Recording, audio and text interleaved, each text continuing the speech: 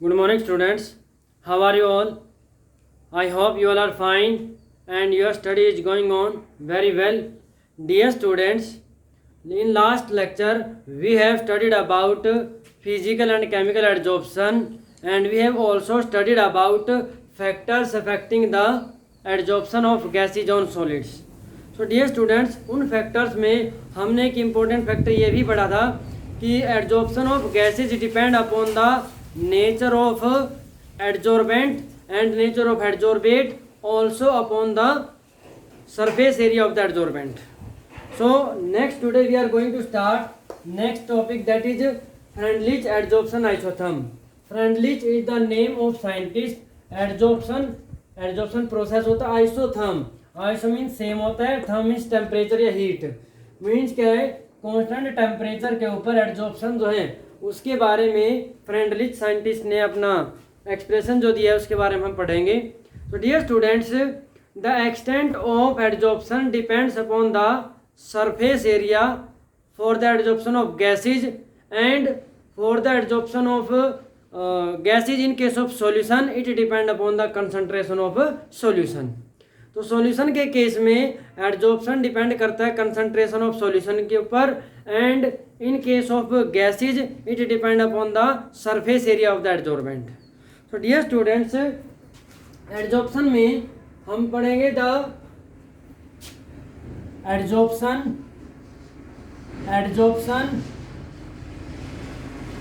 Extent of adsorption की बात करेंगे. द एक्सटेंट ऑफ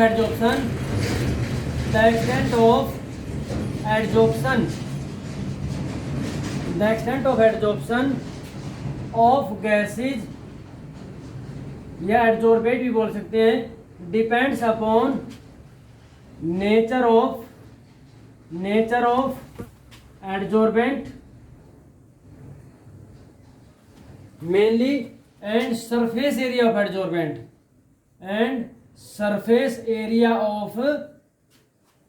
एडजॉर्बेंट तो मेनली यहाँ पे सरफेस एरिया की बात करेंगे. Surface area of adsorbent in case of, किसके केस में सरफेस एरिया ऑफ एडजॉर्बेंट होता है? In case of solids. And और mass of adsorbent in case of adsorption when adsorbent is in form of powder. तो ध्यान से देखेंगे यहाँ पर एक्सटेंट ऑफ एडजॉर्प्शन, कितनी ज़्यादा एडजॉर्प्शन होगी गैसेज की या एडजॉर्बेट की, वो डिपेंड करेगा एडजॉर्बेंट की नेचर के ऊपर और मेनली उसके सरफेस एरिया के ऊपर. अब सरफेस एरिया के ऊपर कब करेगा? जब वो सॉलिड्स के ऊपर है. और इन case of adsorbent, when adsorbent is taken in form of powder, then it depend upon the mass of adsorbent. अब देखो आगे पढ़ेंगे इसमें, the extent of adsorption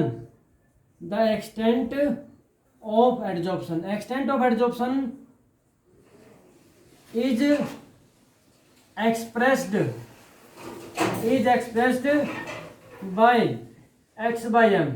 extent of adsorption को x by m से रिप्रेजेंट करते हैं, जिसमें क्या है, इन विच x is mass of, x क्या है, mass of adsorbate and m is mass of adsorbent.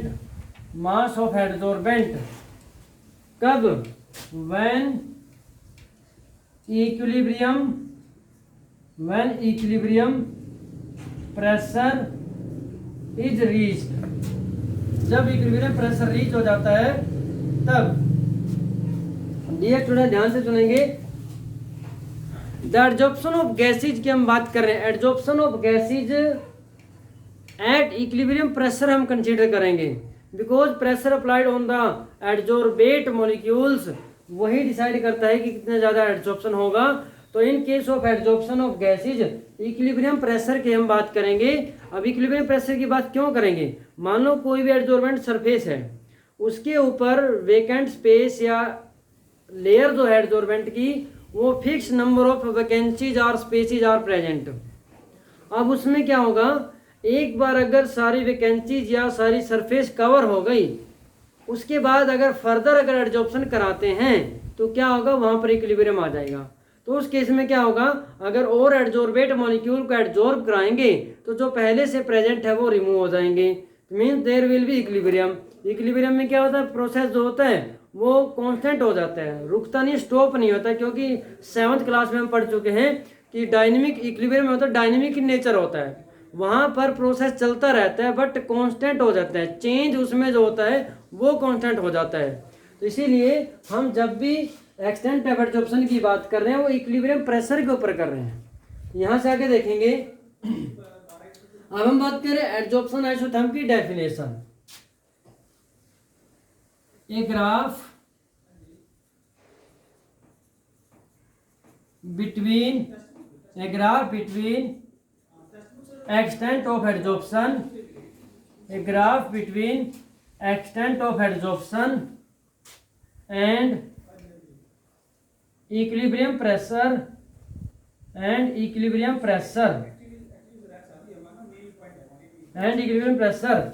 at constant temperature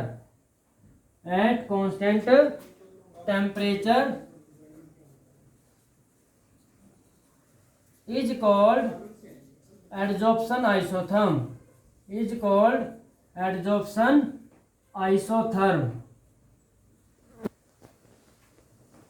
तो डियर स्टूडेंट्स, एडजॉर्प्शन आइसोथर्म जो है हम इसको ग्राफ की फॉर्म में अभी बना रहे, ग्राफ देखेंगे।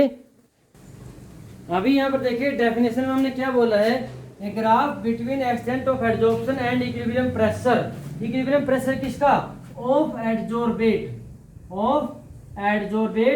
at constant temperature is called adsorption isotherm। So dear students, at equilibrium pressure PS, equilibrium pressure जो है उसको हम PS से रिप्रेजेंट कर रहे हैं, x/m रीचेज, x/m क्या है, extent of adsorption, reaches its maximum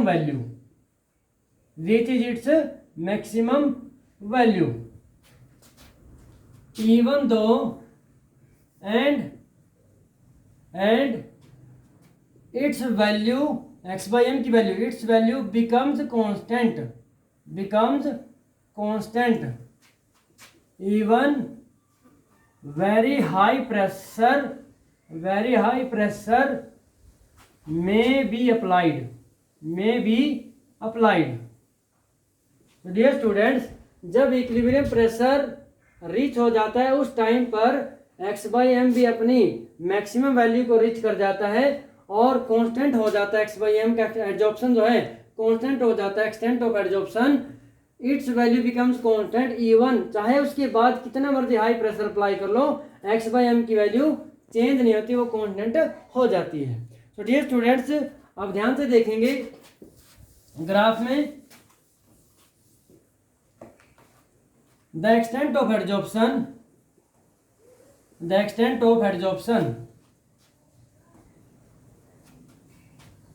against pressure can be explained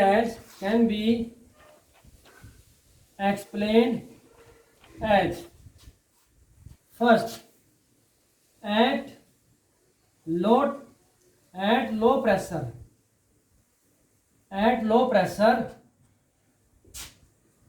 extent of adsorption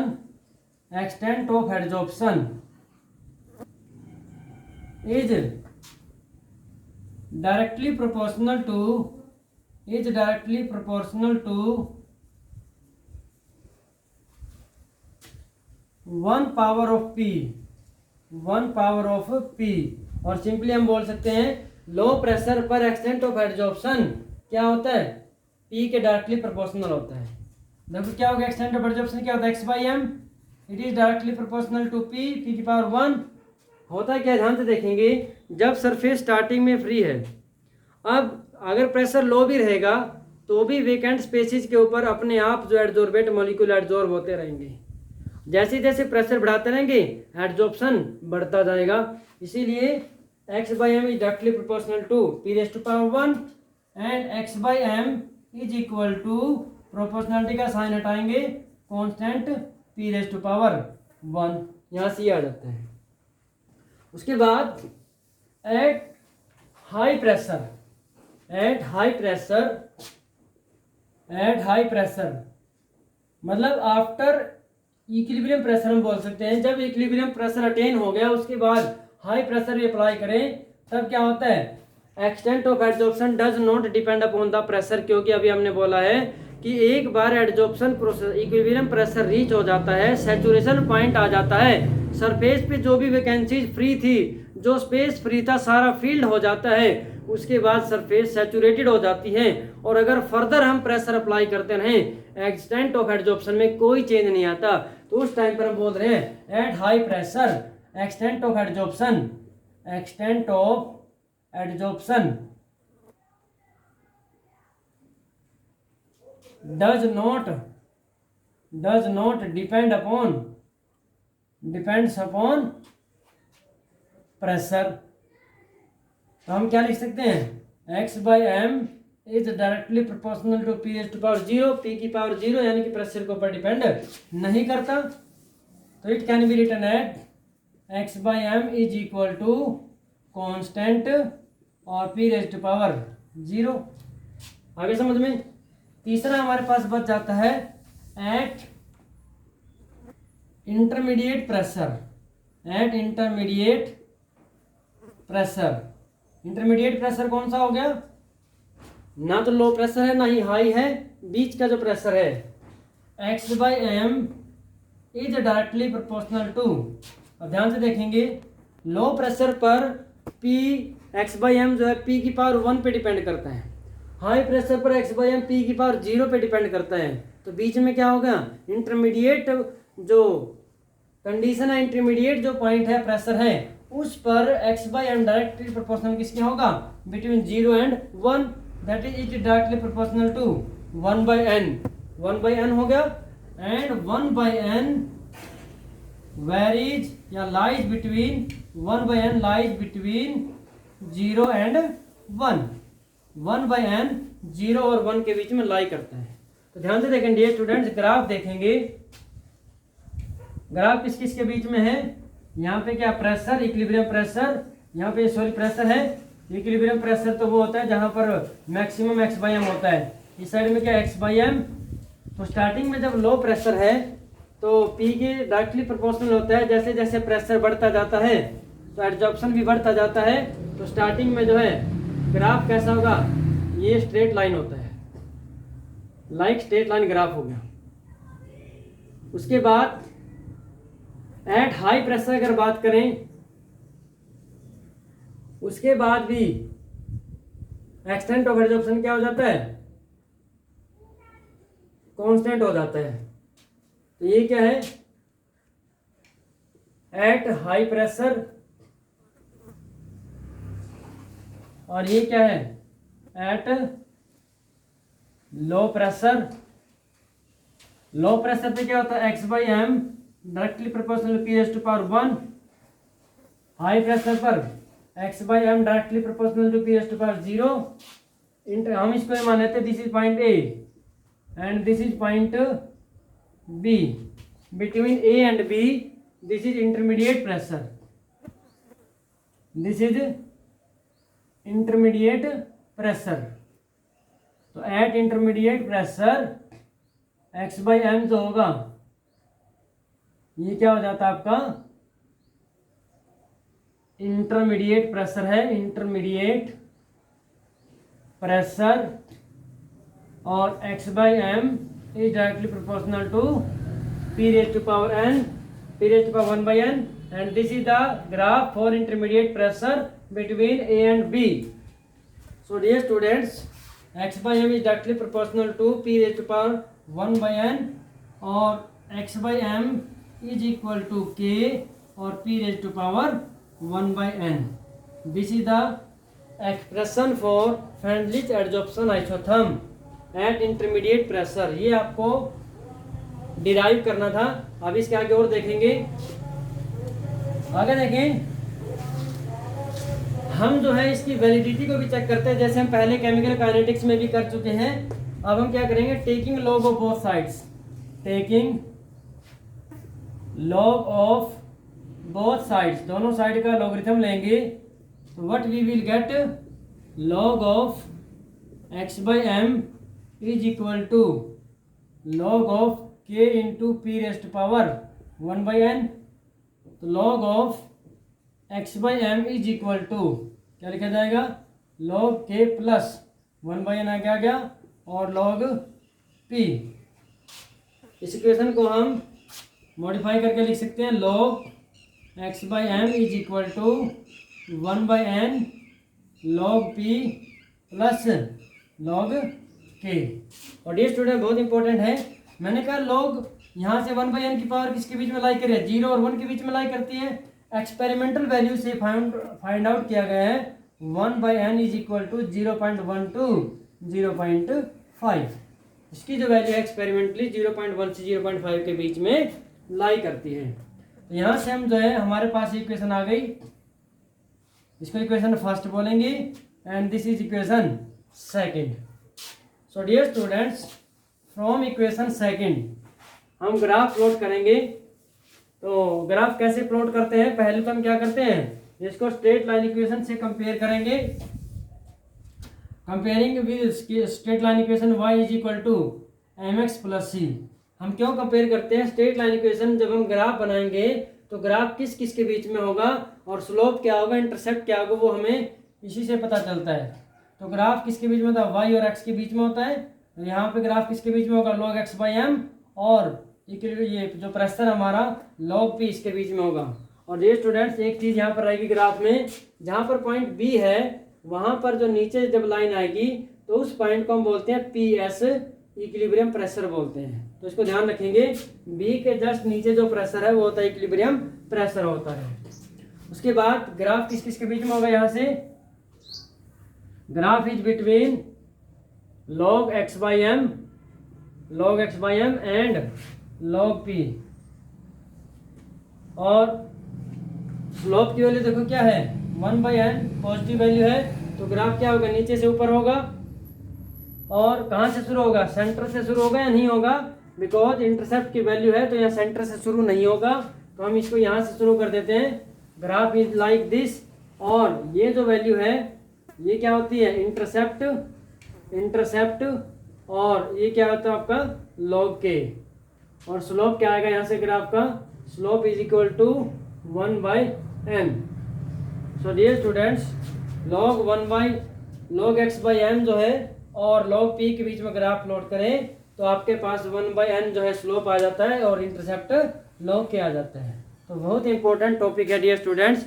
now I am going to write log values from 1 to 10 which will help you to solve the numerical problems।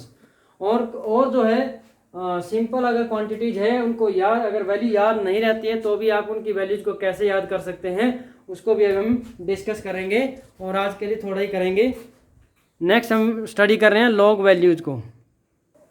So dear students, these are some useful logarithm values. log 1 की value 0 होती है और log 2 जो है 0.3010, log 3 0.4771, 0.6020, 0.6989 and so on. So dear students, mainly जो आपको इनमें से log 2, log 3, log 5 और log 7 और log, मेनली तो आपको ये वैल्यू याद रखने की ज़रूरत है, बिकॉज बाकी क्यों नहीं है, बाकी वैल्यूज को आप इनका यूज करके कैलकुलेट कर सकते हैं। फॉर एग्जांपल, जैसे आपको log 4 की वैल्यू कैलकुलेट करनी है, log 4 it can be written as log 2 raise to power 2। Formula लगेगा 2 log 2, तो ये आपका क्या हो जाएगा 2 मल्टीप्लाई 0.3010, तो ये वैल्यू क्या है 0.6020 आ जाती है।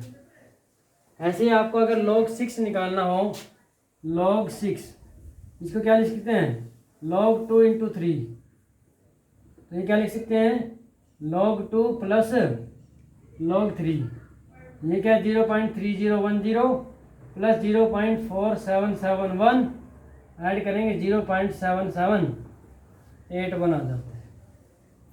ऐसे ही log 8 को अगर लिखना हो, log 8 can be written as log 2 raised to power 3, आगे पावर आ जाएगी 3 log 2, तो ये जाएगा 3 मल्टीप्लाई 0.3010, 0.9030 वैल्यू आ जाती है।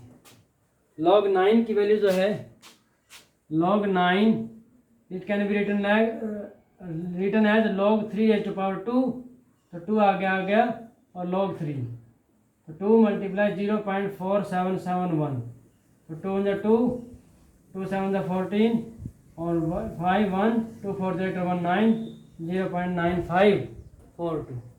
तो इस तरीके से आप log वैल्यूज को कैलकुलेट कर सकते हैं। I think this is enough for today. Thank you and have a nice day.